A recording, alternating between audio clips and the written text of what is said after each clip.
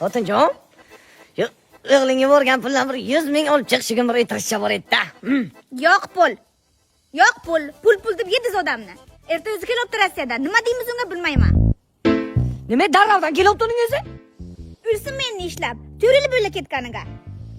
Nechi pulini yemmas? Yemiz emas, yemman deng. Nechi pul qay? 100 million. Alqash. Ya bor.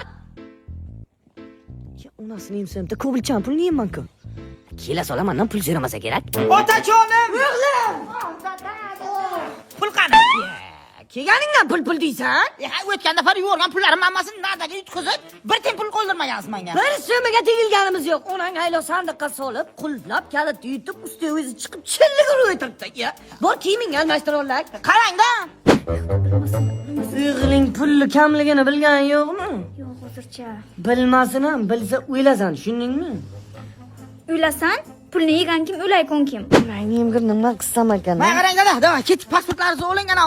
Pera ketamiz. 5-ga Modern House'ga uy ko'rib qo'yganman. O'sha uychan shapo olaylik, issiqlik payt. Shuni pulni ham oling, davay, ketdik. Ya puling turibdi, buncha pul deysan, ya. Oldin boraylik, uyni ko'raylik. Nima deyman men endi? Bularning ofisini ko'rinishda qimmat joyga o'xshayapti. Dadajon, 31-dekabrgacha bular zakonni aksiya qilgan. Zerikman qani xuddi puli yo'qday qilasiz. Yuring ichkari kiraylik.